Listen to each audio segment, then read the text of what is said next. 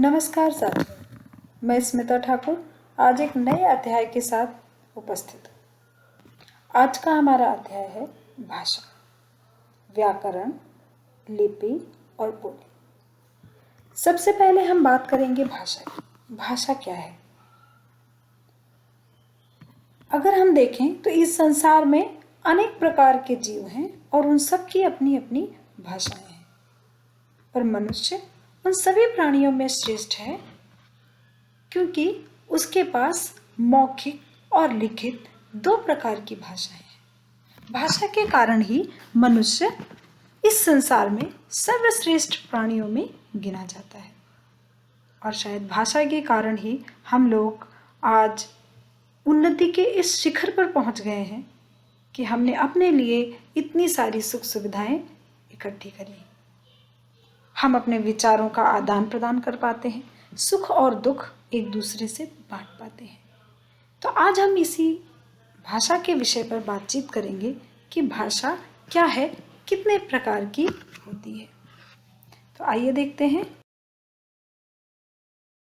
भाषा को समझने के लिए यहाँ पर 3 प्रकार के चित्र दिए गए हैं। पहले चित्र में एक बच्चा रो रहा है, दूसरे चित्र में एक ट्रैफिक पुलिस वाला यातायात के नियमों का पालन करने के लिए संकेत दे रहा है, तीसरे चित्र में एक शिक्षिका अपने विद्यार्थियों को पढ़ा रही है। पहले चित्र में आप देखेंगे बच्चा रो करके अपनी भावनाओं को व्यक्त कर रहा है। क्यों? क्योंकि उसके पास कोई भाषा नहीं है, वो बोल नहीं सकता। हम उसकी भावनाओं को संकेतों के माध्यम से समझने की कोशिश करते हैं जब तक कि उसके पास भाषा नहीं होती। जैसे ही बच्चा किसी न किसी भाषा को सीख जाता है, वो उस भाषा में अपने विचारों को व्यक्त करना प्रारंभ कर देता है। यहाँ पर आप देखेंगे दूसरे चित्र में कि एक ट्रैफिक पुलिस वाला संकेत दे रहा है। ये एक प्रकार की सांकेतिक भाषा है जो हमारी मुख्य भाषा में नहीं आती, क्योंकि मुख्य भाषाएं 2 ही हैं, मौखिक और लिखित। लेकिन ये भी एक प्रकार की भाषा है। संकेतों के माध्यम से भी हम बहुत सारे संकेतों को समझ जाते हैं और बिना बोले हम उस संकेत के द्वारा उस नियम का पालन करते हैं। तो जैसे कि आप देखेंगे सड़क पर चलते समय बहुत सारे संकेत के द्वारा हम यातायात के नियमों का पालन करते रहते हैं। यहाँ पर तीसरे चित्र में आप देखेंगे शिक्षिका मौखिक भाषा का प्रयोग करते हुए अपने विद्यार्थियों को पढ़ा रही है और विद्यार्थी लिखित भाषा का प्रयोग करते हुए शिक्षिका द्वारा दिए गए निर्देशों का पालन कर रहे हैं और लिख रहे हैं। तो इस प्रकार यहाँ आप देखेंगे सांकेतिक भाषा है, मौखिक भाषा है। ये 2 मौखिक भाषा के उदाहरण हैं, बच्चे का रोना और शिक्षिका का पढ़ाना। आगे हम देखेंगे कि भाषा की परिभाषा क्या होती है। परिभाषा की बात करें तो भाषा वह साधन है जिसके द्वारा मानव अपने भावों एवं विचारों का आदान प्रदान करता है। विश्व की अनेक भाषाएं हैं, भारत में भी अनेक भाषाओं का प्रयोग होता है और इन्हीं भाषाओं का प्रयोग करके मनुष्य अपने विचारों का आदान प्रदान एक दूसरे से करता रहता है। अब हम बात करेंगे भाषा के रूप की। भाषा के निम्नलिखित 2 रूप होते हैं जो मुख्य रूपों में आते हैं, मौखिक और लिखित।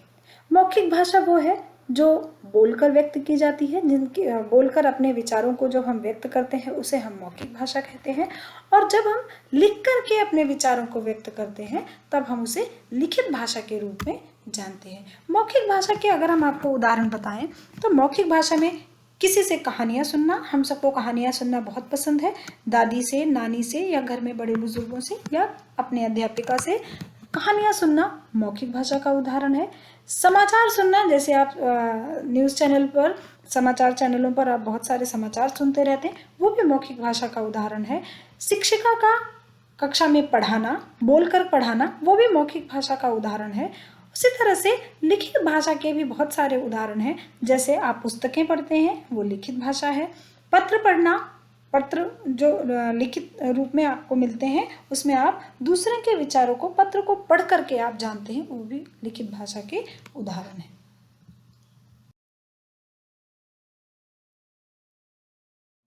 व्याकरण क्या है?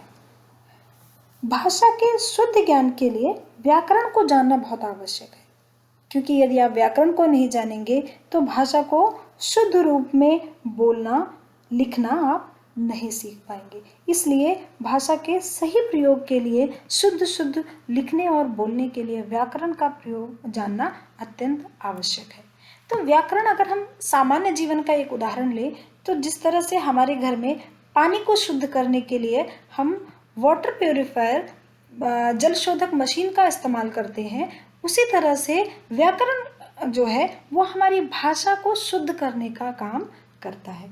तो व्याकरण एक तरह से हमारी भाषा का प्योरीफायर है, शोधक है, जो उसकी कमियों को दूर कर उसे और भी शुद्ध या पढ़ने लिखने की उपयुक्त बनाता है।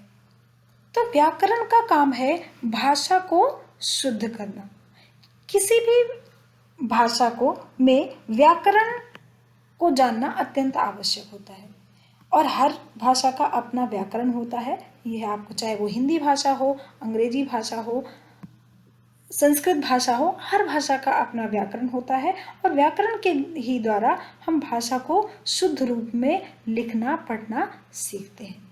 तो व्याकरण, अगर हम सामान्य जीवन का, मैंने आपको उदाहरण दिया कि जिस तरह हम घर में मशीन रखते हैं पानी को शुद्ध करने के लिए, और उससे हम वो हमें पानी की कमियों को दूर करके एक शुद्ध पानी पीने के लिए देता है, उसी तरह से व्याकरण जो है भाषा की कमियों को दूर कर हमें शुद्ध भाषा का ज्ञान कराता है, जिसको हम सामान्य रूप से बोलते और लिखते हैं।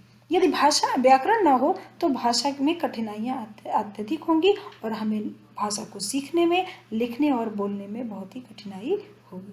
तो भाषा को सरल करने में भी व्याकरण का बहुत बड़ा योगदान है। किसी भी भाषा के अंग प्रत्यंग का विश्लेषण या विवेचन व्याकरण कहलाता है। विश्लेषण का अर्थ है उसकी कमियों को, उसको एनालाइज करना, उसकी कमियों को दूर करना। भाषा व्याकरण वह विद्या है जिसके द्वारा किसी भाषा को शुद्ध बोला, पढ़ा और शुद्ध लिखा जाता है। किसी भी भाषा के लिखने, पढ़ने और बोलने के निश्चित नियम होते हैं, और उन नियमों का निर्धारण व्याकरण में ही किया जाता है।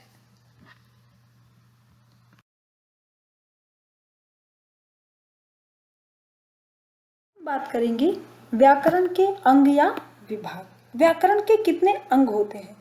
पहले हमने देखा कि व्याकरण क्या है, उसका काम क्या है। व्याकरण का काम है भाषा की कमियों को दूर करके उसको सरल बनाना, और उस कुछ नियमों का निर्धारण करना जिसके आधार पर भाषा की रचना हो सके। अब हम देखेंगे व्याकरण के कितने अंग या विभाग हैं। व्याकरण के 3 अंग हैं: वर्ण विचार, शब्द विचार और वाक्य विचार। तो वर्ण विचार में व्याकरण क्या करता है?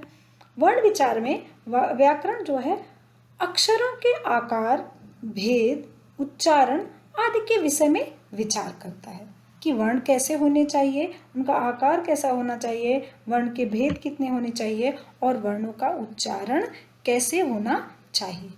वर्ण विचार में व्याकरण इन्हीं सब विषयों पर विचार करता है, इसलिए हम उसे क्या कहते हैं?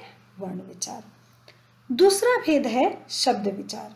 शब्द विचार की बात करें तो शब्द विचार में व्याकरण शब्दों के भेद, रूप, बनावट आदि के विषय में विचार करता है कि शब्द के भेद कितने होने चाहिए, उसका रूप कैसा होना चाहिए, उसकी बनावट कैसी होनी चाहिए। इन सब विषयों पर शब्द विचार में व्याकरण जो है वो विचार करता है। तीसरा है वाक्य विचार। वाक्य विचार में व्याकरण वाक्यों के भेद, उनके संबंध, वाक्य बनाने तथा अलग करने की रीति और विराम चिन्हों का वर्णन करता है, और इन सब को मिलाकर ही भाषा की रचना होती है। आप देखेंगे कि वर्ण या अक्षरों से शब्द बनते हैं और शब्दों से वाक्य बनते हैं, और वाक्यों से ही हम अपने विचारों का आदान प्रदान एक दूसरे से करते हैं।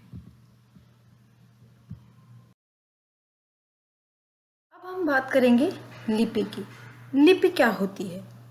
अगर आपने सुना होगा प्राचीन समय में चित्रात्मक लिपि का प्रयोग होता था, क्योंकि तब हमारे पास भाषा नहीं थी। और जैसे ही भाषा का जन्म हुआ वैसे ही चित्रलिपि का प्रयोग कम हो गया। तो लिपि क्या होती है, अब हम ये जानेंगे। लिपि या लेखन प्रणाली का अर्थ होता है किसी भी भाषा की लिखावट या लिखने का ढंग। ध्वनियों को लिखने के लिए जिन चिन्हों का प्रयोग किया जाता है उसे हम लिपि कहते हैं, या वही लिपि कहलाती है। लिपि और भाषा दो अलग अलग चीजें हैं। आप कहेंगे लिपि और भाषा कैसे अलग अलग हैं? वो ऐसा कि भाषा वो चीज होती है जो बोली जाती है। लिखने को तो उसे आप किसी भी लिपि में लिख सकते हैं। जो हमने बोला, किसी व्यक्ति ने उसे हिंदी में लिखा क्योंकि मैंने हिंदी में बोला, दूसरे व्यक्ति ने उसी बात को अंग्रेजी में लिख दिया जबकि उसकी लिपि दूसरी होती है।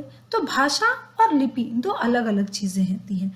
भाषा वो जो बोली जाती है और लिपि वो जो चिन्हों में लिखी जाती है। अब वो चिन्ह हिंदी के भी हो सकते हैं, हिंदी लिपि के भी हो सकते हैं, या फिर रोमन लिपि के भी हो सकते हैं। तो इस प्रकार भाषा और लिपि दो अलग अलग चीजें हैं और विश्व में अनेक भाषाएं बोली जाती हैं और उन भाषाओं की लिपियां भी अलग अलग होती हैं। तो अगर हम लिपियों की बात करें तो लिपियों में 3 ही लिपियां जो हैं वो मुख्य रूप से जानी जाती हैं, जैसे चित्रलिपि और ब्राह्मी लिपि से उत्पन्न लिपियां और फेनोशियन लिपि से उत्पन्न लिपियां। ये 3 ही प्रकार की लिपि के समूह हैं, लिपि परिवार हैं, जिससे अनेक लिपियां जो हैं वो व्युत्पन्न हुई हैं और उन लिपियों में भाषाओं का निर्माण हुआ है।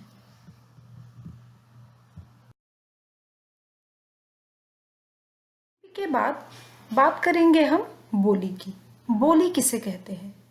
भाषा और बोली में क्या अंतर है? भाषा के क्षेत्रीय रूप को बोली कहा जाता है तथा प्रत्येक भाषा का विकास बोलियों से ही होता है। अब क्षेत्रीय रूप क्या होता है?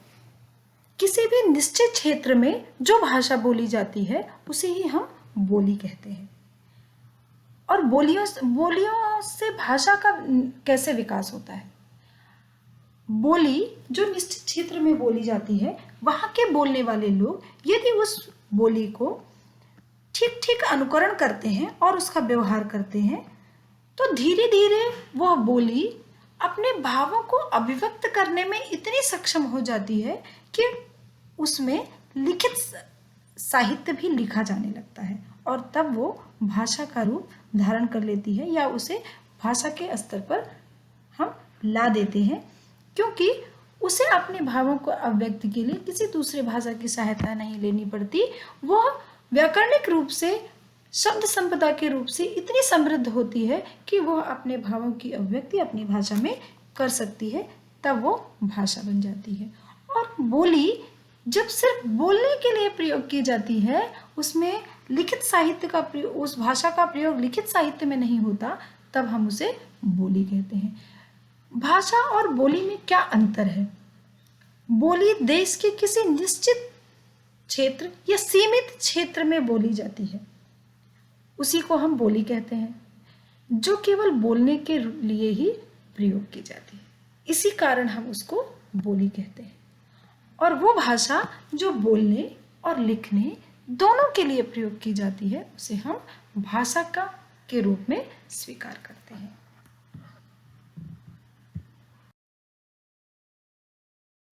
हमने आपको भाषा, लिपि, व्याकरण और बोली के बारे में यथासंभव जानकारी दी।